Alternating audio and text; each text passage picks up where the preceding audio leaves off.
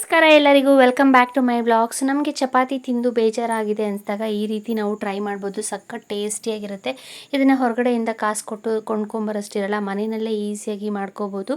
ಮಕ್ಕಳು ಸಹ ತುಂಬ ಇಷ್ಟಪಡ್ತಾರೆ, ದೊಡ್ಡವ್ರಿಗೂ ಸಹ ಇಷ್ಟ ಆಗುತ್ತೆ. ಚಪಾತಿ ತಿಂದು ಬೇಜಾರಾಗಿದೆ ಅಂದಾಗ ಈ ರೀತಿ ಟ್ರೈ ಮಾಡ್ಬೋದು. ಸಖತ್ ಟೇಸ್ಟಿಯಾಗಿರುತ್ತೆ. ಇದಕ್ಕೆ ನಾವು ಚಪಾತಿ ಹಿಟ್ಟನ್ನು ಇಟ್ಬಿಟ್ಟು ನೈಟ್ ಚಪಾತಿ ಮಾಡಿರ್ತೀವಿ ಅಂದ್ಕೊಳ್ಳಿ, ಬೆಳಗ್ಗೆ ಆ ಚಪಾತಿ ಹಿಟ್ಟು ಮಿಕ್ಕಿದ್ರೆ ಅದರಿಂದನೂ ಸಹ ಮಾಡ್ಬೋದು. ಇಲ್ಲಾಂದರೆ ಫ್ರೆಶ್ ಆಗಿ ನಾವು ಚಪಾತಿ ಹಿಟ್ಟನ್ನು ಕಲಿಸ್ಕೊಂಡು ಅದರಿಂದನೂ ಸಹ ಮಾಡ್ಬೋದು. ಕೆಲವರು ಇದನ್ನು ಮೈದಾ ಹಿಟ್ಟಲ್ಲೂ ಸಹ ಮಾಡ್ಕೋಬೋದು. ಮೈದಾ ಹಿಟ್ಟಲ್ಲಿ ಮಾಡೋದಕ್ಕಿಂತ ಈ ರೀತಿ ಗೋಧಿ ಹಿಟ್ಟನ್ನು ಬಳಸಿ ಮಾಡೋದ್ರಿಂದ ಗೋಧಿ ಹಿಟ್ಟು ಆರೋಗ್ಯಕ್ಕೂ ಸಹ ತುಂಬ ಒಳ್ಳೆಯದು ಮತ್ತು ಹೆಲ್ತಿಯಾಗೂ ಇರುತ್ತೆ. ಮೊದಲಿಗೆ ನಾನಿಲ್ಲಿ ಚಪಾತಿ ಹಿಟ್ಟನ್ನು ಕಲಿಸ್ಕೊತಾ ಇದ್ದೀನಿ. ಇದಕ್ಕೆ ನಾನಿಲ್ಲಿ ಒಂದು 2-3 ಬಟ್ಲಷ್ಟು ಗೋಧಿ ಹಿಟ್ಟನ್ನು ತೊಗೊಂಡಿದ್ದೀನಿ. ರುಚಿಗೆ ತಕ್ಕಷ್ಟು ಉಪ್ಪು ಮತ್ತು ಒಂದು ಸ್ವಲ್ಪ ಸಕ್ಕರೆ ಹಾಕ್ಕೋತಾ ಇದ್ದೀನಿ. 1 ಟೀ ಸ್ಪೂನಷ್ಟು ಸಕ್ಕರೆ ಹಾಕ್ಕೊಂಡ್ರೆ ಸಾಕು. ಹಾಕ್ಕೊಂಡು ಇದನ್ನು ಚಪಾತಿ ಹಿಟ್ಟನ್ನು ಸ್ವಲ್ಪನೇ ನೀರು ಹಾಕಿ ನಾವು ಚಪಾತಿ ಹಿಟ್ಟನ್ನು ಯಾವ ರೀತಿ ಕಲಿಸ್ಕೋತೀವೋ ಆ ಹಿಟ್ಟನ್ನು ಅದಕ್ಕೆ ಕಲಿಸ್ಕೋಬೇಕು. ನಾವು ಸಕ್ಕರೆ ಹಾಕೋದ್ರಿಂದ ನಾವು ಪೂರಿ ಏನಾದರೂ ಮಾಡಿದ್ರೆ ಕಲರ್ ಚೆನ್ನಾಗಿ ಬರುತ್ತೆ ಮತ್ತು ಸಾಫ್ಟಾಗೂ ಬರುತ್ತೆ. ಸೊ ನಾನಿಲ್ಲಿ ಒಂದು ಸ್ವಲ್ಪ ಸಕ್ಕರೆ ಹಾಕ್ಕೊಂಡಿದ್ದೀನಿ. ನಾವು ಮೊಸರು ಹಾಕ್ಕೊಂಡ್ರೂ ಸಹ ಚಪಾತಿ ಸಾಫ್ಟಾಗಿ ಬರುತ್ತೆ. ಚಪಾತಿ ಹಿಟ್ಟನ್ನು ಕಲಿಸ್ಕೋಬೇಕಾದ್ರೆ ತುಂಬ ಸಾಫ್ಟಾಗಿ ಬೇಡ, ಮೀಡಿಯಮ್ ಆಗಿ ಕಲಿಸ್ಕೊಂಡ್ರೆ ಸಾಕು. ನಾವು ಚಪಾತಿಗೆ ಯಾವ ರೀತಿ ಹಿಟ್ಟನ್ನು ಕಲಿಸ್ಕೋತೀವೋ ಅದಕ್ಕೆ ನಾನಿಲ್ಲಿ ಮಿಕ್ಸ್ ಮಾಡ್ಕೋತಾ ಇದ್ದೀನಿ. ಚಪಾತಿ ಹಿಟ್ಟನ್ನು ನಾವು ಒಂದು ಸ್ವಲ್ಪನೇ ನೀರು ಹಾಕಿ ಕಲಿಸ್ಕೊಂಡಾದ್ಮೇಲೆ ಲಾಸ್ಟಲ್ಲಿ ನಾನಲ್ಲಿ ಒಂದು ಸ್ವಲ್ಪ ಆಯಿಲ್ ಹಾಕಿ ಮಿಕ್ಸ್ ಮಾಡಿ ಇಡ್ತಾ ಇದ್ದೀನಿ. ಒಂದು 5-10 ನಿಮಿಷ ಈ ರೀತಿ ಆಯಿಲ್ ಹಾಕಿ ಇಡೋದ್ರಿಂದ ಚಪಾತಿ ಸಾಫ್ಟಾಗಿ ಚೆನ್ನಾಗಾಗುತ್ತೆ. ಸೊ ಇಲ್ಲಿ ನಾನು ಒಂದು ಸ್ವಲ್ಪ 1 ಟೀ ಸ್ಪೂನಷ್ಟು ಎಣ್ಣೆ ಹಾಕಿ ಈ ರೀತಿ ಮಿಕ್ಸ್ ಮಾಡಿ ನಾನು ಒಂದು ಬಟ್ಲಿಗೆ ಹಾಕಿ ಇದನ್ನು ಒಂದು 5-10 ನಿಮಿಷ ಹಾಗೆ ಇಡ್ತಾ ಇದ್ದೀನಿ. ಚಪಾತಿ ಹಿಟ್ಟು ಕಲಿಸ್ಕೊಂಡು ಹಿಟ್ಟು ರೆಡಿ ಆಗಿದೆ. ಈಗ ನಾನು ಇದಕ್ಕೆ ತರಕಾರಿನ ಕಟ್ ಮಾಡ್ಕೊತಾ ಇದ್ದೀನಿ. ಇಲ್ಲಿ ಒಂದು ದಪ್ಪದ ಈರುಳ್ಳಿ ತೊಗೊಂಡು ಈ ರೀತಿ ಉದ್ದುದಕ್ಕೆ ಸಣ್ಣದಾಗಿ ಹೆಚ್ಚಿಟ್ಕೊಂಡಿದ್ದೀನಿ. ಇದ್ರ ಜೊತೆಗೆ ಬೀನ್ಸು, ಕ್ಯಾರೆಟು ಮತ್ತು ಕ್ಯಾಪ್ಸಿಕಮ್ ತೊಗೊಂಡಿದ್ದೀನಿ. ತರಕಾರಿನೆಲ್ಲ ನಾವು ಒಂದ್ಸಲಿ ನೀರಲ್ಲಿ ಚೆನ್ನಾಗಿ ತೊಳ್ಕೊಂಡು ಆಮೇಲೆ ಈ ರೀತಿ ಸಣ್ಣದಾಗಿ ಕಟ್ ಮಾಡಿ ಇಟ್ಕೋತಾ ಇದ್ದೀನಿ. ನಾನಿಲ್ಲಿ ಒಂದು ದಪ್ಪ ಕ್ಯಾಪ್ಸಿಕಮ್ ತೊಗೊಂಡಿದ್ದೆ, ಅದರಲ್ಲಿ ಅರ್ಧ ಹಾಕೋತಾ ಇದ್ದೀನಿ. ನಾವು ಬೇಕು ಅಂದರೆ ಕ್ಯಾಪ್ಸಿಕಮ್ ಸ್ವಲ್ಪ ಜಾಸ್ತಿ ಹಾಕೊಂಡ್ರೆ ಟೇಸ್ಟು ತುಂಬ ರುಚಿಯಾಗಿರುತ್ತೆ. ಇದಕ್ಕೆ ಈರುಳ್ಳಿ ಹೂವು ಇದ್ದರೆ ಈರುಳ್ಳಿ ಹೂವನ್ನು ಸಹ ಹಾಕೋಬೋದು. ನಾನಿಲ್ಲಿ ಒಂದು ಚಿಕ್ಕ ಬೆಳ್ಳುಳ್ಳಿ ತೊಗೊಂಡಿದ್ದೆ. ಆ ಬೆಳ್ಳುಳ್ಳಿನ ಸಿಪ್ಪೆ ಸುಲಿದು ಈ ರೀತಿ ಎಸ್ಳುಗಳನ್ನ ಕಟ್ ಮಾಡಿ ಇಟ್ಕೊತಾ ಇದ್ದೀನಿ ಸಣ್ಣಕ್ಕೆ. ಬೆಳ್ಳುಳ್ಳಿ ಜೊತೆ ಬೇಕಾದರೆ ಒಂದು 1/4 ಇಂಚಷ್ಟು ಶುಂಠಿನೂ ಸಹ ಸಣ್ಣದಾಗಿ ಹೆಚ್ಚಿ ಹಾಕೋಬೋದು. ಒಗ್ಗರಣೆಗೆ ಟೇಸ್ಟು ತುಂಬ ರುಚಿಯಾಗಿರುತ್ತೆ. ಈಗ ನೋಡಿ, ಇಲ್ಲಿ ನಾವು ಚಪಾತಿ ಹಿಟ್ಟು ತರ್ತೀವಲ್ಲ ಕವರು, ಆ ಕವರ್ನ ಬಳಸಿ ಇಲ್ಲಿ ನಾನು ಚಪಾತಿನ ಲಟ್ಟಿಸ್ಕೊತಾ ಇದ್ದೀನಿ. ಈ ರೀತಿ ನಾವು ಕಿಚನ್ ಕೌಂಟರ್ ಟಾಪ್ ಮೇಲೆ ಆ ಕವರ್ನ ಬಿಸಾಡೋ ಬದಲು ಈ ಕವರ್ ಮೇಲೆ ಲಟ್ಟಿಸ್ಕೊಳ್ಳೋದ್ರಿಂದ ಈಸಿಯಾಗಿ ಲಟ್ಟಿಸ್ಕೋಬೋದು. ಯಾವುದೇ ರೀತಿ ಮಣೆ ಏನು ಬೇಕಾಗಿಲ್ಲ ನಮಗೆ ಚಪಾತಿ ಲಟ್ಟಿಸೋದಕ್ಕೆ. ಮತ್ತು ಕಿಚನ್ ಕೌಂಟರ್ ಟಾಪಲ್ಲಿ ನೀಟಾಗೂ ಇರುತ್ತೆ. ನಾವು ಈ ರೀತಿ ಪೇಪರ್ನ ವೇಸ್ಟ್ ಮಾಡ್ದಿರ ಯೂಸ್ ಮಾಡ್ಕೋಬೋದು.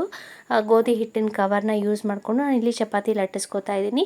ಸ್ವಲ್ಪ ಹಿಟ್ಟನ್ನು ತೊಗೊಂಡು ಗೋಧಿ ಹಿಟ್ಟನ್ನು ಉದುರಿಸ್ಕೊಂಡು ನಾನಿಲ್ಲಿ ಈ ರೀತಿ ಚಪಾತಿನ ಮೀಡಿಯಮ್ ಸೈಜಲ್ಲಿ ನಾವು ಇಲ್ಲಿ ಲಟ್ಟಿಸ್ಕೋಬೇಕು. ಲಟ್ಟಿಸ್ಕೊಂಡಾದ್ಮೇಲೆ ಇಲ್ಲಿ ನಾನು ಚಾಕು ಅಥವಾ ನಾವು ಪಿಜ್ಜಾ ಕಟ್ಟರ್ ಬರುತ್ತಲ್ಲ, ಆ ಪಿಜ್ಜಾ ಕಟ್ಟರ್ ತೊಗೊಂಡು ನಾವು ಇಲ್ಲಿ ಸಣ್ಣದಾಗಿ ಚಪಾತಿ ಹಿಟ್ಟನ್ನು ಕಟ್ ಮಾಡ್ಕೊತಾ ಇದ್ದೀನಿ. ನಾವು ಚಾಕುನಲ್ಲಾದರೂ ಈ ರೀತಿ ಕಟ್ ಮಾಡ್ಕೋಬೋದು. ನಾವು ಹೊರಗಡೆಯಿಂದ ಕಾಸು ಕೊಟ್ಟು ಕೊಂಡ್ಕೊಂಬರೋದಕ್ಕಿಂತ ನೂಡಲ್ಸ್ನ ಈ ರೀತಿ ಹೆಲ್ತಿಯಾಗಿ ಮನೆಯಲ್ಲೇ ಚಪಾತಿ ಹಿಟ್ಟಿಂದ ನೂಡಲ್ಸ್ನ ಮಾಡ್ಕೋಬೋದು. ತುಂಬ ಟೇಸ್ಟು ತುಂಬ ರುಚಿಯಾಗಿರುತ್ತೆ ಮತ್ತು ಬೇಗನೂ ಮಾಡ್ಕೋಬೋದು. ಕ್ವಿಕ್ಕಾಗೂ ಮನೆಯಲ್ಲೇ ಇರೋ ಚಪಾತಿ ಹಿಟ್ಟಿಂದ ಈ ರೀತಿ ನೂಡಲ್ಸ್ನ ರೆಡಿ ಮಾಡ್ಕೋಬೋದು. ಈ ರೀತಿ ಹೆಲ್ತಿಯಾದ ವೆಜಿಟೇಬಲ್ಸ್ ನೂಡಲ್ಸ್ನ ಮಾಡಿಕೊಟ್ರೆ ಮನೆಯಲ್ಲಿ ಎಲ್ಲರೂ ಇಷ್ಟಪಟ್ಟು ತಿಂತಾರೆ. ಮಕ್ಕಳಂತೂ ನೂಡಲ್ಸ್ನ ತುಂಬ ಇಷ್ಟಪಡ್ತಾರೆ. ಸೊ ಈ ರೀತಿ ಟ್ರೈ ಮಾಡಿ ನೋಡಿ, ಸಖತ್ ಟೇಸ್ಟಿಯಾಗಿರುತ್ತೆ ನೂಡಲ್ಸು. ಈ ರೀತಿ ಪಿಜ್ಜಾ ಕಟರ್ ತೊಗೊಂಡು ನಾನಿಲ್ಲಿ ಸಣ್ಣದಾಗಿ ಈ ರೀತಿ ಕಟ್ ಮಾಡ್ಕೊತಾ ಇದ್ದೀನಿ. ನಾವು ಲಟ್ಟಿಸ್ಕೊಂಡಿರೋ ಚಪಾತಿನ ನಾವು ಚಾಕುನಲ್ಲಾದರೂ ಈ ರೀತಿ ಕಟ್ ಮಾಡ್ಕೋಬೋದು. ಸೊ ನೋಡಿ, ಈ ರೀತಿ ಕಟ್ ಮಾಡ್ಕೊಂಡಾದ್ಮೇಲೆ ಇದನ್ನೆಲ್ಲ ತೆಗೆದು ನಾನು ಒಂದು ಪ್ಲೇಟ್ಗೆ ಹಾಕ್ಕೋತಾ ಇದ್ದೀನಿ. ಸೊ ಪ್ಲೇಟ್ ಅಲ್ಲಿ ಹಾಕ್ಕೋಬೇಕಾದ್ರೆ ನಾವು ಕಟ್ ಮಾಡ್ಕೊಂಡಿರೋ ನೂಡಲ್ಸು ಒಂದಕ್ಕೊಂದು ಅಂಟ್ಕೊಂಡೇ ಇರೋ ಹಾಗೆ ಒಂದು ಸ್ವಲ್ಪ ಗೋಧಿ ಹಿಟ್ಟನ್ನು ಈ ರೀತಿ ಉದುರಿಸ್ಕೊಂಡು ಆ ಪ್ಲೇಟಲ್ಲಿ ಹಾಕ್ಕೊಳ್ಳೋದ್ರಿಂದ ಪ್ಲೇಟ್ಗೆ ಅಂಟ್ಕೊಳ್ಳಲ್ಲ ಅದು. ಮತ್ತು ನಾವು ಒಂದು ಸ್ವಲ್ಪ ಈ ರೀತಿ ಕಟ್ ಮಾಡ್ಕೊಂಡಿರೋ ಚಪಾತಿ ಹಿಟ್ಟನ್ನು ಹಾಕ್ಕೊಂಡಾದ್ಮೇಲೆ ಅದ್ರ ಮೇಲೆ ಇನ್ನೊಂದು ಸ್ವಲ್ಪ ಗೋಧಿ ಹಿಟ್ಟನ್ನು ಉದುರಿಸಿ ಒಂದ್ರ ಮೇಲೆ ಒಂದು ಹಾಕೋದ್ರಿಂದ ಆ ನೂಡಲ್ಸ್ ನಾವು ಮಾಡಿಟ್ಕೊಂಡಿರೋದು ಅಂಟ್ಕೊಳ್ಳಲ್ಲ, ಬಿಡಿಯಾಗೇ ಇರುತ್ತೆ. ಸೊ ನೋಡಿ, ಈ ರೀತಿ ನಾವು ಕಟ್ ಮಾಡಿಟ್ಕೊಂಡಿರೋ ಚಪಾತಿ ಹಿಟ್ಟಿನ ನೂಡಲ್ಸ್ನ ನಾನಿಲ್ಲಿ ಪ್ಲೇಟ್ಗೆ ಹಾಕ್ಕೋತಾ ಇದ್ದೀನಿ. ಈ ರೀತಿ ನಾನು ಒಂದು 2-3 ಚಪಾತಿನ ಲಟ್ಟಿಸ್ಕೊಂಡು ನೂಡಲ್ಸ್ನ ರೆಡಿ ಮಾಡ್ಕೋತಾ ಇದ್ದೀನಿ. ಸೊ ಇದೇ ರೀತಿ ನಾನು ಇನ್ನೊಂದು ಚಪಾತಿನ ಲಟ್ಟಿಸ್ಕೊಂಡು ನೂಡಲ್ಸ್ನ ಈ ರೀತಿ ಕಟ್ ಮಾಡಿಕೊಂಡು ಪ್ಲೇಟ್ಗೆ ಹಾಕಿ ರೆಡಿ ಮಾಡಿ ಇಟ್ಕೊಂಡಿದ್ದೀನಿ. ಈಗ ನಾವು ನೂಡಲ್ಸ್ ಮಾಡೋದಕ್ಕೆ ನಾನಿಲ್ಲಿ ಫಸ್ಟು ಸ್ಟವ್ ಹಚ್ಚಿ ಒಂದು ಪಾತ್ರೆಯಲ್ಲಿ ನೀರು ಇಟ್ಕೊಂಡಿದ್ದೀನಿ. ನೀರು ಚೆನ್ನಾಗಿ ಬಿಸಿ ಆದಮೇಲೆ ಇದಕ್ಕೆ ಒಂದು ಸ್ವಲ್ಪ ಉಪ್ಪು ಮತ್ತು ಒಂದು ಸ್ಪೂನಷ್ಟು ಆಯಿಲ್ ಹಾಕ್ಕೋತಾ ಇದ್ದೀನಿ. ಈ ರೀತಿ ಆಯಿಲ್ ಹಾಕಿ ಉಪ್ಪು ಹಾಕೋದ್ರಿಂದ ಉಪ್ಪು ಚೆನ್ನಾಗಿ ಹಿಡಿಯುತ್ತೆ ನೂಡಲ್ಸ್ಗೆ, ಮತ್ತು ಆಯಿಲ್ ಹಾಕೋದ್ರಿಂದ ಉದ್ರುದ್ರಾಗುತ್ತೆ. ನೋಡಿ, ಈಗ ನಾವು ಮಾಡಿಟ್ಕೊಂಡಿರೋ ಚಪಾತಿ ನೂಡಲ್ಸ್ನ ಇಲ್ಲಿ ಬೇಯಕ್ಕೆ ಇಡ್ತಾ ಇದ್ದೀನಿ. ನಾವು ಒಂದು 5 ನಿಮಿಷ ಬೇಯಿಸ್ಕೊಂಡ್ರೆ ಸಾಕು. ನಮಗೆ ಗೊತ್ತಾಗುತ್ತೆ ಅದು ಬಿಡಿಯಾಗಿ ಅದು ಕೈಗೆ ಅಂಟಲ್ಲ. ಆ ರೀತಿ ಆಗೋವರೆಗೂ ಚೆನ್ನಾಗಿ ಇದನ್ನು ಒಂದು 5 ನಿಮಿಷ ಬೇಯಿಸ್ಕೋಬೇಕು. ತುಂಬ ಓವರ್ ಕುಕ್ ಆಗಿಬಿಟ್ರೂ ಕೆಲವು ಸಲ ಏನಾಗುತ್ತೆ ಅಂದರೆ ಅದು ತುಂಬ ಗಂಜಿ ಥರ ಆಗಿಬಿಟ್ಟು ನಮಗೆ ಅಂಟಾಗೋಕ್ಕೆ ಸ್ಟಾರ್ಟ್ ಆಗಿಬಿಡುತ್ತೆ. ಸೊ ಆ ರೀತಿ ಆಗದೆ ಇರೋ ಹಾಗೆ ನಾವು ನೋಡಿಕೊಂಡು ಒಂದು 5 ನಿಮಿಷ ಬೇಯಿಸ್ಕೊಂಡ್ರೆ ಸಾಕು. ಈ ರೀತಿ ಚೆನ್ನಾಗಿ ಕುದಿಸ್ಕೊಂಡು ಒಂದು 5 ನಿಮಿಷ ಬೇಯಿಸ್ಕೊಂಡಾದ್ಮೇಲೆ ಸ್ಟವ್ ಆಫ್ ಮಾಡಿಕೊಂಡು ನಾವು ನೀರನ್ನೆಲ್ಲ ನೂಡಲ್ಸಿಂದ ಸಪ್ರೇಟ್ ಮಾಡಿಕೊಂಡು ಈ ರೀತಿ ಸ್ಟ್ರೈನ್ ಮಾಡ್ಕೋಬೇಕು ಸ್ಟ್ರೈನರಿಂದ. ಸೊ ನೋಡಿ, ಈಗ ನೂಡಲ್ಸು ಮತ್ತು ಬಿಸಿ ನೀರೆಲ್ಲ ಸಪ್ರೇಟ್ ಆಗಿದೆ. ಈಗ ನಾವು ಈ ಬಿಸಿ ಬಿಸಿ ನೂಡಲ್ಸ್ ಮೇಲೆ ಒಂದು ಸ್ವಲ್ಪ ತಣ್ಣೀರು ಹಾಕೋದ್ರಿಂದ ನೂಡಲ್ಸು ಉದ್ರುದ್ರಾಗುತ್ತೆ. ಸೊ ಈಗ ನಾನು ಬೇಯಿಸಿ ರೆಡಿ ಮಾಡಿ ಇಟ್ಕೊಂಡಿದ್ದೀನಿ. ಇದಕ್ಕೆ ನಾವು ಒಗ್ಗರಣೆ ರೆಡಿ ಮಾಡ್ಕೋಬೇಕು. ಈಗ ನಾವು ಮಾಮೂಲಿಯಾಗಿ ಯಾವ ರೀತಿ ನಾವು ನೂಡಲ್ಸ್ಗೆ ಒಗ್ಗರಣೆ ಹಾಕೋತೀವೋ ಆ ರೀತಿ ನಾವು ಇಲ್ಲಿ ಒಗ್ಗರಣೆ ಹಾಕ್ಕೋಬೇಕು. ಸೊ ಈ ರೀತಿ ನಾವು ಸ್ಟ್ರೀಟ್ ಸ್ಟೈಲ್ ನೂಡಲ್ಸ್ನ ಮನೆಯಲ್ಲೇ ನೂಡಲ್ಸ್ನ ರೆಡಿ ಮಾಡಿಕೊಂಡು ಹೆಲ್ತಿಯಾದ ವೆಜಿಟೇಬಲ್ ನೂಡಲ್ಸ್ನ ಮಾಡ್ಕೋಬೋದು. ಒಗ್ಗರಣೆಗೆ ಅಂತ ನಾನು ಸ್ಟವ್ ಹಚ್ಚಿ ಇಲ್ಲಿ ಬಾಣಲಿ ಇಟ್ಕೊಂಡಿದ್ದೀನಿ. ಬಾಣಲಿಗೆ ನಾನು ಇಲ್ಲಿ 1 ಟೇಬಲ್ ಸ್ಪೂನ್ ಎಣ್ಣೆ ಹಾಕೋತಾ ಇದ್ದೀನಿ. ಎಣ್ಣೆ ಬದಲು ನಾವು ಬೇಕಾದರೆ ಬೆಣ್ಣೆ ಇದ್ದರೆ ಬೆಣ್ಣೆ ಹಾಕ್ಕೊಂಡ್ರೆ ಇನ್ನೂ ಟೇಸ್ಟು ತುಂಬ ರುಚಿಯಾಗಿರುತ್ತೆ. ಇದು ಆಪ್ಷನಲ್ಲು. ನಾನಿಲ್ಲಿ ಎಣ್ಣೆನೇ ಬಳಸ್ತಾ ಇದ್ದೀನಿ. 1 ಸ್ಪೂನಷ್ಟು ಎಣ್ಣೆ ಹಾಕಿ ನಾನಿಲ್ಲಿ ಸಾಸಿವೆ ಒಗ್ಗರಣೆ ಮಾಡ್ಕೋತಾ ಇದ್ದೀನಿ. ಒಂದು ಸ್ವಲ್ಪ ಸಾಸಿವೆ ಹಾಕಿ ಅದು ಚಟ್ಪಟ ಅಂತ ಸಿಡ್ದಾದ್ಮೇಲೆ ನಾನಿಲ್ಲಿ ಕರಿಬೇವಿನ ಸೊಪ್ಪು ಹಾಕೋತಾ ಇದ್ದೀನಿ, ಹಸಿ ಕರಿಬೇವಿನ ಸೊಪ್ಪು. ಸಾಸಿವೆ ಒಗ್ಗರಣೆ ಬೇಡ ಅಂದರೆ ಅದನ್ನು ಸ್ಕಿಪ್ ಮಾಡ್ಕೋಬೋದು. ಡೈರೆಕ್ಟಾಗಿ ಎಣ್ಣೆ ಹಾಕಿ ಅದಕ್ಕೆ ಬೆಳ್ಳುಳ್ಳಿ ಹಾಕಿ ಈ ರೀತಿ ಫ್ರೈ ಮಾಡ್ಕೋಬೋದು. ನಾನೀಗ ಕಟ್ ಮಾಡಿ ಇಟ್ಕೊಂಡಿರೋ ಬೆಳ್ಳುಳ್ಳಿ ಹಾಕ್ಕೊಂಡು ಚೆನ್ನಾಗಿ ಅದು ಒಂದು ಸ್ವಲ್ಪ ಲೈಟ್ ಬ್ರೌನ್ ಕಲರ್ ಆಗೋವರೆಗೂ ಫ್ರೈ ಮಾಡ್ಕೋತಾ ಇದ್ದೀನಿ. ಈ ರೀತಿ ಬೆಳ್ಳುಳ್ಳಿ ಫ್ರೈ ಮಾಡ್ಕೊಂಡಾದ್ಮೇಲೆ ನಾನು ಆನಿಯನ್ ಹಾಕೋತಾ ಇದ್ದೀನಿ.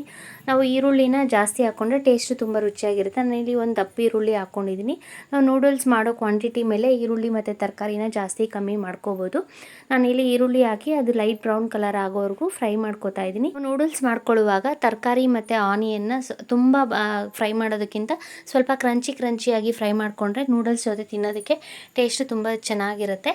ಸೊ ಈಗ ನಾವು ಕಟ್ ಮಾಡಿ ಇಟ್ಕೊಂಡಿರೋ ಬೀನ್ಸು, ಕ್ಯಾರೆಟು ಮತ್ತು ಕ್ಯಾಪ್ಸಿಕಮನ್ನು ಹಾಕಿ ಒಂದು ಸ್ವಲ್ಪ ರುಚಿಗೆ ತಕ್ಕಷ್ಟು ಉಪ್ಪು ಹಾಕಿ ತರಕಾರಿನ ಸ್ವಲ್ಪ ಹೊತ್ತು ಆಯಿಲಲ್ಲಿ ಈ ರೀತಿ ಫ್ರೈ ಮಾಡ್ಕೋತಾ ಇದ್ದೀನಿ. ತರಕಾರಿ ತುಂಬ ಓವರ್ ಕುಕ್ ಆಗಬಾರ್ದು, ಕ್ರಂಚಿಯಾಗಿರೋ ಟೇಸ್ಟ್ ತುಂಬ ರುಚಿಯಾಗಿರುತ್ತೆ. ತರಕಾರಿ ಫ್ರೈ ಮಾಡ್ಕೊಳ್ಳುವಾಗ ಸ್ವಲ್ಪ ಉಪ್ಪು ಹಾಕಿರೋದ್ರಿಂದ ನೂಡಲ್ಸ್ ಹಾಕಿದಾಗ ನೋಡಿಕೊಂಡು ರುಚಿಗೆ ತಕ್ಕಷ್ಟು ಉಪ್ಪು ಹಾಕ್ಕೋಬೇಕು. ಸೊ ಈಗ ನೋಡಿ ತರಕಾರಿ ಎಲ್ಲ ಬೆಂದಿದೆ. ಈಗ ಇದಕ್ಕೆ ನಾನಿಲ್ಲಿ ಖಾರದ ಪುಡಿ ಹಾಕ್ಕೋತಾ ಇದ್ದೀನಿ. ನಾವು ಬೇಕು ಅಂದರೆ ನಾವಿಲ್ಲಿ ಹಸಿಮೆಣಸಿನ್ಕಾಯಿ ಕಟ್ ಮಾಡಿ ಆದರೂ ಹಾಕ್ಕೋಬೋದು, ಇಲ್ಲಾಂದರೆ ಪೇಸ್ಟನ್ನು ಸಹ ಮಾಡಿಕೊಂಡು ಹಾಕ್ಕೋಬೋದು. ಅದು ಸಹ ಟೇಸ್ಟ್ ತುಂಬ ರುಚಿಯಾಗಿರುತ್ತೆ. ನಾನಿಲ್ಲಿ 1 ಸ್ಪೂನಷ್ಟು ಖಾರದ ಪುಡಿ ಮತ್ತು ಒಂದು ಸ್ವಲ್ಪ ಅರಿಶಿನ ಪುಡಿ ಹಾಕ್ಕೋತಾ ಇದ್ದೀನಿ. ನಾವು ತರಕಾರಿ ಮತ್ತು ನೂಡಲ್ಸ್ನ ನೋಡಿಕೊಂಡು ಉಪ್ಪು ಖಾರ ಅಡ್ಜಸ್ಟ್ ಮಾಡ್ಕೋಬೋದು. ಇಲ್ಲಿ ಖಾರದ ಪುಡಿ ಮತ್ತು ಅರಿಶಿನ ಪುಡಿನ ಹಾಕಿ ಮಿಕ್ಸ್ ಮಾಡ್ಕೊಂಡಾದ್ಮೇಲೆ ಇದಕ್ಕೆ ನಾವು ಬೇಕು ಅಂದರೆ ಒಂದು ಸ್ವಲ್ಪ ಗರಂ ಮಸಾಲ ಅಥವಾ ಧನಿಯಾ ಪೌಡರ್ ಹಾಕ್ಕೊಂಡ್ರೆ ಟೇಸ್ಟು ಇನ್ನೂ ತುಂಬ ರುಚಿಯಾಗಿರುತ್ತೆ. ಈಗ ತರಕಾರಿ ಜೊತೆ ನಾವು ಹಾಕ್ಕೊಂಡಿರೋ ಪೌಡರ್ನೆಲ್ಲ ಮಿಕ್ಸ್ ಮಾಡಿಕೊಂಡು ನಾವು ನೂಡಲ್ಸ್ಗೆ ಪೆಪ್ಪರ್ ಪೌಡರ್ ಹಾಕೊಂಡ್ರೆ ಟೇಸ್ಟು ತುಂಬ ರುಚಿಯಾಗಿರುತ್ತೆ. ನಾನಿಲ್ಲಿ ಪೆಪ್ಪರ್ ಪೌಡರ್ ಬಳಸಿಲ್ಲ. ನಾವು ಬೇಕು ಅಂದರೆ ಪೆಪ್ಪರ್ ಪೌಡರ್ನ ಹಾಕ್ಕೋಬೋದು. ಸೊ ಆಗ ನಾವು ಖಾರದ ಪುಡಿನ ಸ್ವಲ್ಪ ಕಮ್ಮಿ ಹಾಕ್ಕೋಬೇಕು. ಈಗ ತರಕಾರಿಗೆ ನಾನಿಲ್ಲಿ ಟೊಮೆಟೊ ಸಾಸು ಮತ್ತು ಸೋಯಾ ಸಾಸ್ ಹಾಕ್ಕೋತಾ ಇದ್ದೀನಿ. ನಾನಿಲ್ಲಿ 1 ಟೇಬಲ್ ಸ್ಪೂನಷ್ಟು ಟೊಮೆಟೊ ಸಾಸ್ ಹಾಕ್ಕೊಂಡು ಮತ್ತು ಒಂದು ಅರ್ಧ ಟೇಬಲ್ ಸ್ಪೂನಷ್ಟು ಸೋಯಾ ಸಾಸ್ ಹಾಕಿ ಮಿಕ್ಸ್ ಮಾಡ್ಕೋತಾ ಇದ್ದೀನಿ. ನಾವು ಬೇಕು ಅಂದರೆ ಟೊಮೆಟೊ ಸಾಸು ಮತ್ತು ಸೋಯಾ ಸಾಸು ಸಮ ಪ್ರಮಾಣದಲ್ಲಿ ಸಹ ಹಾಕ್ಕೋಬೋದು. ಕೆಲವರು ಸಮ ಪ್ರಮಾಣದಲ್ಲಿ ಹಾಕ್ಕೋತಾರೆ. ನಾನಿಲ್ಲಿ ಒಂದು ಸ್ವಲ್ಪ ವಿನೇಗರ್ ಹಾಕ್ಕೋತಾ ಇದ್ದೀನಿ. ವಿನೇಗರ್ ಇಲ್ಲ ಅಂದರೆ ನಾವು ನಿಂಬೆಹಣ್ಣಿನ ರಸ ಕೂಡ ಹಾಕ್ಕೋಬೋದು. ಟೇಸ್ಟು ತುಂಬ ರುಚಿಯಾಗಿರುತ್ತೆ. ಈಗ ಟೊಮೆಟೊ ಸಾಸು ಮತ್ತು ಸೋಯಾ ಸಾಸು ವಿನೇಗರ್ ಹಾಕಿ ಆದಮೇಲೆ ತರಕಾರಿ ಜೊತೆ ಈ ರೀತಿ ಚೆನ್ನಾಗಿ ಮಿಕ್ಸ್ ಮಾಡಿ ನಾನಿಲ್ಲಿ ನೂಡಲ್ಸ್ಗೆ ಅಂತ ಒಂದು ಸ್ವಲ್ಪ ಉಪ್ಪು ಹಾಕ್ಕೋತಾ ಇದ್ದೀನಿ. ಉಪ್ಪು ನೋಡಿಕೊಂಡು ನಾವು ರುಚಿಗೆ ತಕ್ಕಷ್ಟು ಉಪ್ಪು ಹಾಕ್ಕೊಬೋದು. ಈಗ ನಾವು ರೆಡಿ ಮಾಡಿ ಇಟ್ಕೊಂಡಿರೋ ಗೋಧಿ ನೂಡಲ್ಸ್ನ ಹಾಕ್ಕೋತಾ ಇದ್ದೀನಿ. ನೂಡಲ್ಸ್ನ ಹಾಕಿ ನಾವು ತರಕಾರಿ ಜೊತೆ ಮಿಕ್ಸ್ ಮಾಡ್ಕೋಬೇಕು. ಚೆನ್ನಾಗಿ ಆ ನೂಡಲ್ಸ್ಗೆ ನಾವು ಹಾಕಿರೋ ಉಪ್ಪು, ಖಾರ ಮತ್ತು ತರಕಾರಿ ಎಲ್ಲ ಮಿಕ್ಸ್ ಆಗಬೇಕು. ಈ ರೀತಿ ಮಿಕ್ಸ್ ಮಾಡ್ಕೋಬೇಕು. ಮಿಕ್ಸ್ ಮಾಡಿಕೊಂಡ್ರೆ ಸಖತ್ ಟೇಸ್ಟಿಯಾಗಿರೋ ಮನೆಯಲ್ಲೇ ಹೆಲ್ತಿಯಾಗಿ ಮಾಡ್ಕೊಂಡಿರೋ ವೆಜಿಟೇಬಲ್ ಆಟ ನೂಡಲ್ಸು ರೆಡಿಯಾಗಿದೆ. ನಾವು ನೂಡಲ್ಸ್ಗೆ ಮನೆಯಲ್ಲಿ ಎಲೆಕೋಸಿದ್ರೆ ಎಲೆಕೋಸು ಸಹ ಹಾಕ್ಕೊಂಡ್ರೆ ಇನ್ನೂ ಟೇಸ್ಟು ತುಂಬ ರುಚಿಯಾಗಿರುತ್ತೆ. ಸೊ ಈ ರೀತಿ ನಾವು ಮನೆಯಲ್ಲೇ ಹೆಲ್ತಿಯಾಗಿ ಗೋಧಿ ಹಿಟ್ಟಿಂದ ನೂಡಲ್ಸ್ನ ರೆಡಿ ಮಾಡ್ಕೊಬೋದು.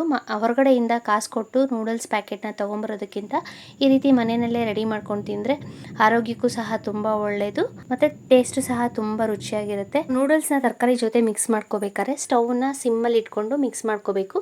ಆ ನೂಡಲ್ಸ್ ಎಲ್ಲ ಸ್ವಲ್ಪ ಬಿಸಿ ಆಗಬೇಕು. ಆ ರೀತಿ ಬಿಸಿಯಾಗಿ ಈ ರೀತಿ ಮಿಕ್ಸ್ ಮಾಡ್ಕೊಂಡಾದ್ಮೇಲೆ ನೋಡಿ ವೆಜಿಟೇಬಲ್ ನೂಡಲ್ಸು ರೆಡಿಯಾಗಿದೆ. ಈಗ ಸ್ಟವ್ ಆಫ್ ಮಾಡಿ ನಾನು ಸರ್ವ್ ಮಾಡ್ತಾ ಇದ್ದೀನಿ. ನಾವು ಲಾಸ್ಟಲ್ಲಿ ನೂಡಲ್ಸ್ ಜೊತೆಗೆ ಒಂದು ಸ್ವಲ್ಪ ಬೇಕು ಅಂದರೆ ಟೊಮೆಟೊ ಸಾಸ್ ಜೊತೆ ತಿನ್ಬೋದು, ಬೇಡ ಅಂದರೆ ಹಾಗೇನೂ ಸಹ ನೂಡಲ್ಸ್ನ ತಿನ್ಬೋದು. ನಾನು ಮಾಡೋ ವಿಡಿಯೋಸ್ ನಿಮ್ಗೆ ಇಷ್ಟ ಆದರೆ ಪ್ಲೀಸ್ ಲೈಕ್ ಮಾಡಿ, ಶೇರ್ ಮಾಡಿ, ಸಬ್ಸ್ಕ್ರೈಬ್ ಮಾಡಿ ಮತ್ತು ಕಮೆಂಟ್ ಮಾಡಿ ಹೇಗಿದೆ ಅಂತ ತಿಳಿಸಿ. Thank you.